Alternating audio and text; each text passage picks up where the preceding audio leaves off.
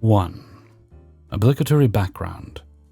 My wife does procurement for a large US headquartered organization with branches in a lot of other countries.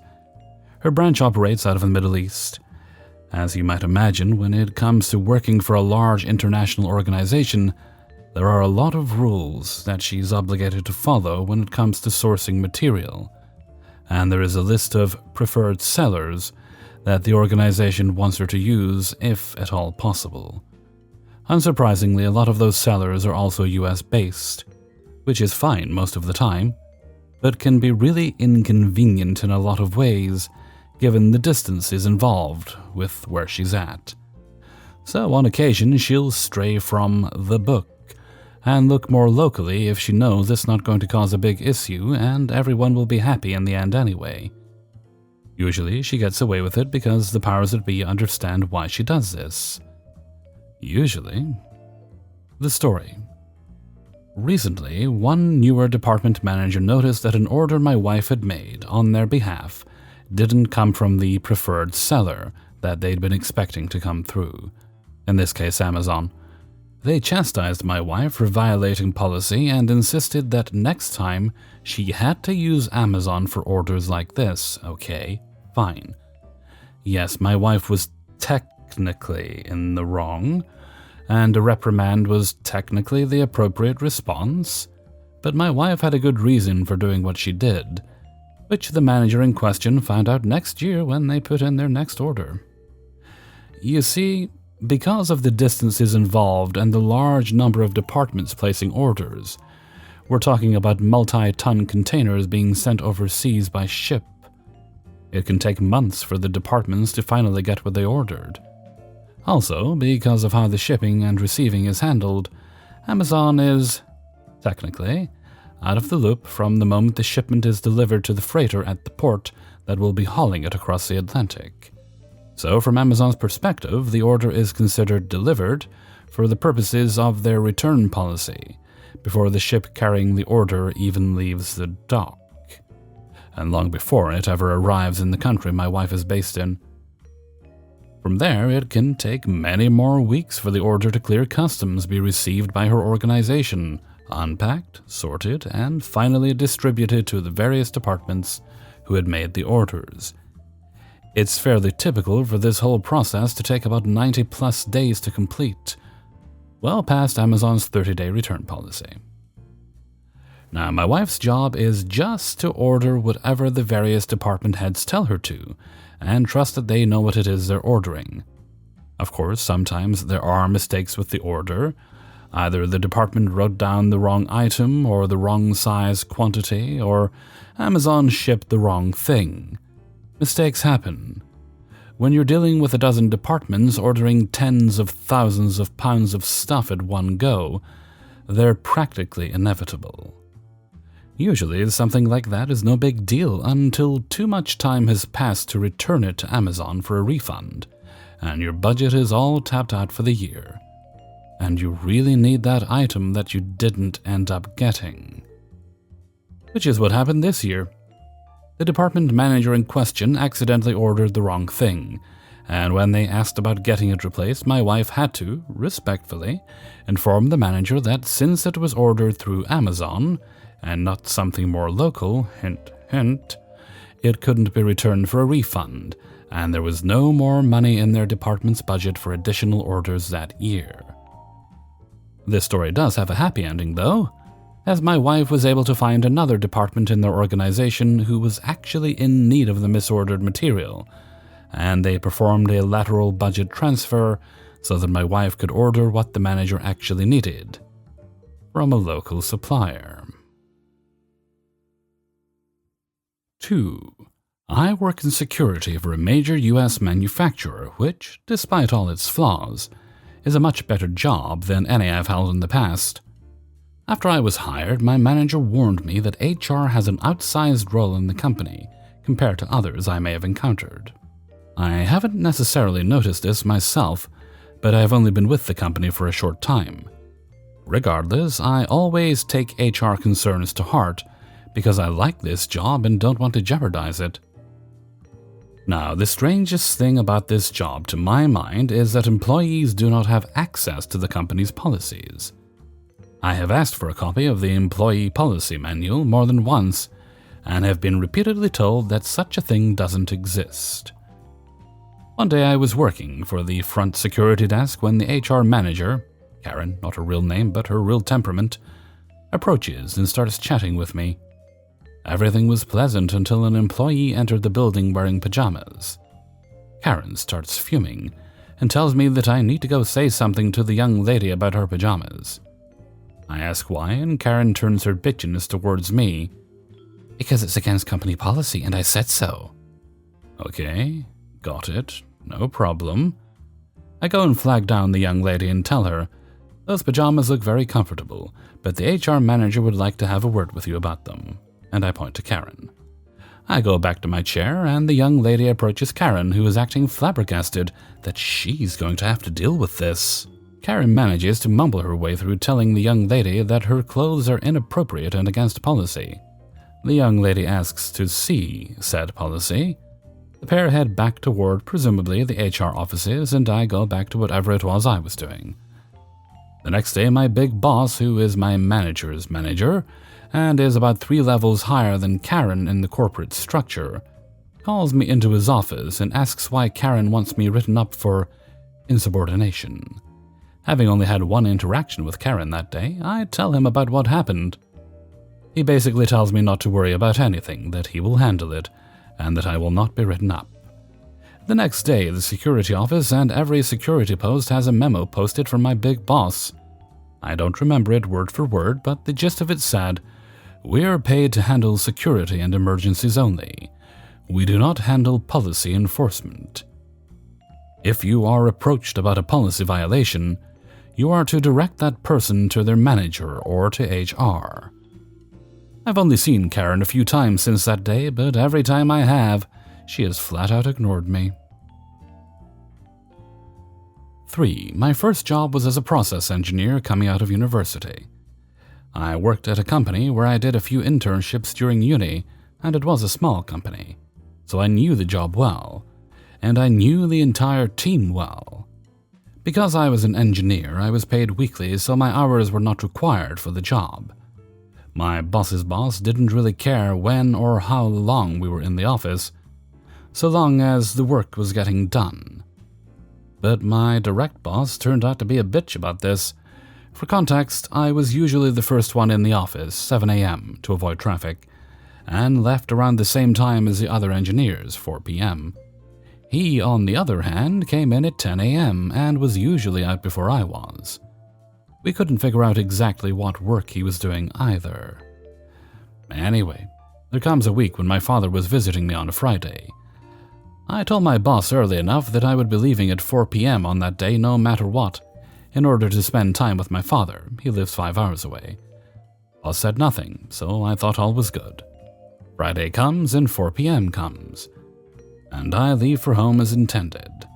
We receive a call from one of our clients, to whom we have shipped some spare parts, and he needed information about some of the components. Border crossing needed to know if they were dangerous material.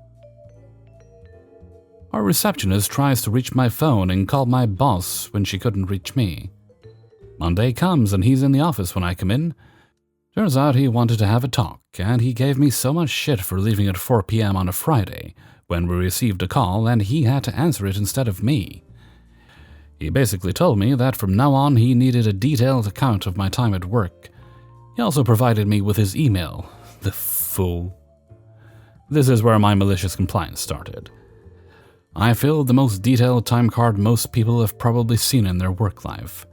It was detailed to the minute, and I included all my breaks to the bathroom and detailed if it was peeing or pooping, my lunches, every little detail I worked on, questions I answered from clients or from other people in the company. I even included 30 minutes each day to complete my time card. That's actually how long it took me to fill the time card. Did this for 2 weeks and then submitted it to him. He was furious with it, and it turns out that he was owing me more hours than he was paying me. When he confronted me with it, I showed him the email and said, Look, man, you asked for a detailed account of all my time during the day. Do you need me to actually include the seconds as well? He tried to involve HR, but I had paper proof of what he was asking. He left shortly after, and it was my small victory over him. I no longer work there, too many issues with the company, skipped pay, projects going nowhere, bad atmosphere at work. 4. Backstory. I moved to the Big Apple in April from LA and signed a lease for an apartment, sight unseen. It was the same price as my LA apartment, but while in LA, $1,350 gets you a master bedroom with a walk-in closet, private bath, and 3 roommates. In New York City, for $1,350, they have turned my closet into the bathroom, and I now weigh 135 pounds thanks to the 7 flights of stairs that I had to walk up every day. Some days I would raise my arms to put on deodorant and scrape my elbow on the ceiling. One of my 5 roommates was an RN though, so there was the upside. The only saving grace was that this apartment was pet-friendly and had an in-unit washer and dryer. I hated living there, and after 2 months when my job said I could work remotely, I packed up and went to the Caribbean. While I was there, I won the New York City housing lottery. For the first time in my life, I could afford to live by myself in New York of all places. I had read in forums that landlords are usually pretty happy for tenants when they win and let you out of your lease no problem. Present. So in my optimism, I sent the management company an email letting them know that I won the lottery and wanted to discuss terminating my lease early. They told me to speak to the brokerage to get my room filled. The brokerage told me that I would need to pay a broker's fee of $1,350 and still pay rent until they filled the unit, or I could try and fill it myself. I find a guy who was already applying with the broker for another unit, and he wants my room. The management says they want the guy I found to pay $1,400. This is genuinely the worst apartment that I have lived in, and I didn't feel right trying to get someone to pay $1,400 for this room. I'm in a bit of a time crunch as the new guy wants to move on August 1st, so I need to hire movers to take my stuff to storage the next day. But if I don't get the approval from management that everything is good to go on their end, then there's no point. So I need management to agree to let this guy take over my lease for the price that is on my lease. I argue that a new price would be a new lease, and if they want to do that, they would have to release me from the lease and market the apartment at this new price point. They refuse, saying that I should pay the broker's fee or forfeit my deposit and continue to pay rent until they get my room rented. I'm upset because management basically wants to make more money and assume no risk. I would end up paying until they rent out the awful room to someone. I tell them this is unfair and makes no sense. Then management tells me, well, there's no lease takeover in the lease. I'm confused because I vaguely remember reading something about a $500 fee for a lease takeover. Read your lease. We were doing you a favor before, but now we're only going by the lease, management tells me. So I find my lease because I remember there being this $500 clause.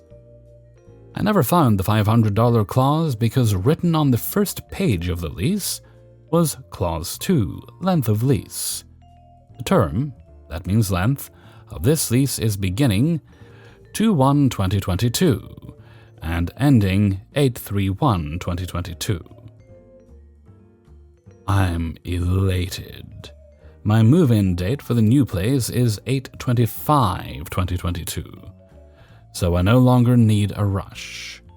All because management told me to read my lease. I give them back a call and request the email address to send my 30-day notice of intent to vacate, or if it should be emailed as it's not specified in the lease. Management tells me that I can't break the lease. I tell them I'm not. It ends next month. I send them a photo of the first page of the lease. He sputters and says, "You know it's a year-long lease. This is a typo. As you know, I just took over managing the building, and I inherited some bad leases." I didn't know this, but I gleefully respond, well, I was doing you a favor before, but now I can only go by the lease. If the lease says my term ends next month, I have to honor that. He hangs up furious that this is happening. At this point, I'm no longer concerned about hiring movers, so when he calls me back at 8 p.m., I am ready to tell him the cutoff for the movers was 4 p.m., and that I will move out according to lease, but he starts the conversation in a somber, defeated voice. You can move out on the 31st. You just have to go according to the lease. We will do a final walkthrough and give you back your deposit. And I'm still in the Caribbean. My cousin will be subletting for August, and I will be moving into my new apartment when I get back. Everything worked out in the end, all because I read my lease. 5. Back about 8 to 10 years, I was in an automation and controls position within the maintenance department. We were basically in charge of making sure launch equipment was up to our standards, modifying current fixture, PLC, vision programming, etc., etc. So we always had crap on our desks, parts, pieces, and yes, even some junk. One day, upper management comes through and completely eviscerates the entire maintenance department for how it looks. Now keep in mind, this maintenance area looks better than 90% of the places I've been through, and I've seen a lot. The other part is that yes, we have crap sitting around, but it's because you don't just throw a 12,000-pound fixture up on a table. We kept as clean as possible, is what I'm saying. Our group had a separate weekly meeting with the manager outside of the normal maintenance meeting. This week, we could tell that the big guy was uncomfortable. There are 4 of us in my group. Myself and Tim are considered the 2 heads of the team. He admittedly is a better PLC programmer, but I am a trained machinist too, so we could do some pretty cool stuff. Anyway, the boss starts out bringing up the audit, how terrible we did, and what management thinks we need to do better. Same speech we got at the full maint meeting. He then specifically singles Tim and myself out, or I suppose management did. He proceeds to tell us that our desks need to have nothing more than our personal property, laptops, in-repair items, items we need to research, and new items that are part of a project that has a work order. We were actually told management was so upset we needed to double our 5S score by next month or it may affect our raise. He ends up by saying, I bet you don't know what half that shit in your desk is. I do. And if you don't, no one else does. You need to get rid of every last thing on your desk that is not part of projects you're working on. Everything up there should have a work order. Understood. We wiped everything. Test boards, HMIs, servos, drives, one-off details, everything. Most of this stuff we could fix in our spare time while we were bored, but... Also, keep in mind launch engineers are constantly dropping things on our desks so we can try it out. So Monday everyone can tell we're irked. Still did our job, but if you want by the book, you got it. The next morning, Tim comes in and there's a brand new key and safety scanner sitting on his desk. He looks at his computer, then asks me, You doing a safety scanner? It's nothing I knew of, so I say no. He chucks it in the trash, says, No work order, no idea what it is. They said it goes. I followed suit, and we did that with everything we didn't know about for a week before the first question hit. Did you get a chance to mess with that scanner? Scanner? Safety scanner I set on your desk. Oh hey, S10 Khalid, I figured out the scanner. Yeah, sorry, but it went in the trash.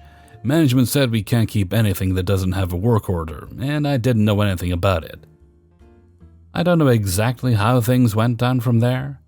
We were rewarded with private project cabinets, so our desks could stay clean. Engineer never dropped anything off without us knowing again. My boss quit talking to us for 6 months. It really seems like an overall win. Hey everybody, Hellfreezer here, and thank you very much for listening to Revenge is Ice Cream, episode 160. And thank you very much to everybody who allowed me to use their stories in this video. Before you go, please hit the like button and share the video around. Every share I get means there's another person who could watch the video, and it helps me out greatly. And for those of you who have already done so, and will do so today, thank you kindly. I see you, and I appreciate it. All right, let's see. We have a little birthday shout-out to do today, and this will actually clear out my birthday folder. Okay, so today's birthday shout-out goes to Annabeth. Annabeth is an age that we will not speak about because they didn't say. But I hope you're having a lovely birthday today, Annabeth. And yes, definitely today. And as you are possibly the first time in months since I started doing shout-outs, you are the last one, not ever, just the last one currently in the folder. You get to celebrate right through till September 7th. But don't tell anybody I let you do that. It's just because you're special and you deserve it. So make sure there's lots of treats for the month. Pace yourself a bit, but lots of treats. Make sure you're having good meals. Maybe a little fruit in between, but lots of good meals, cake, much ice cream. I'll make myself one ice cream now. And whatever else you might enjoy. Maybe you like a little drink or two. In moderation, in moderation. Okay, now, before we go, I'd like to sing happy birthday to you, and then we'll have Hellfreezer's question of the day. Happy birthday to you. Happy birthday to you. Happy birthday, dear Annabeth. Happy birthday to you. All right, now I can feel my voice is getting a little bit stronger since I had COVID. I still can't quite get fully up there, so I have to manage it a little bit. But I think I'm almost there. I'm getting there, which is good. Okay, now before we go, Hellfreezer's question of the day. And I'm going to keep it on brand. Today it's going to be a Hellfreezer related question. Is there a subject I am not covering on this channel that you would like me to cover? What I'll do is I'll gather suggestions and I might stick up a poll with some of the suggestions in it. Then I'll whittle that down from there. I mean, off the top of my head, there's resources for mother-in-law stories, that sort of thing. There are the AITA stories, the ones I'm talking about. But there's possibly other subjects that you would like to see that I'm not doing. I do have plans for the channel, things I'd like to do, but they'll be a little different from what I'm doing normally. I would like to do a thing with possibly like a green screen in the background, doing like little presentations and profiles on people. It's something I was intending to do initially when I started the channel. I just never really got round to it beyond... I did one which I deleted on the Cecil Hotel because it did mention Elisa Lam, and I felt it was a little bit exploitative after a while, so I deleted it for that reason. But it's still something I like to do. Essentially me sitting down, having done the research, then with a loose script, talking semi-extemporaneously. But we'll see. Let me know what you think. Leave your answers in a comment below, and we will see what we can come up with. Okay. And with that, I'm going to head off for now. So until next time, thank you very much for listening, and take very good care of yourselves.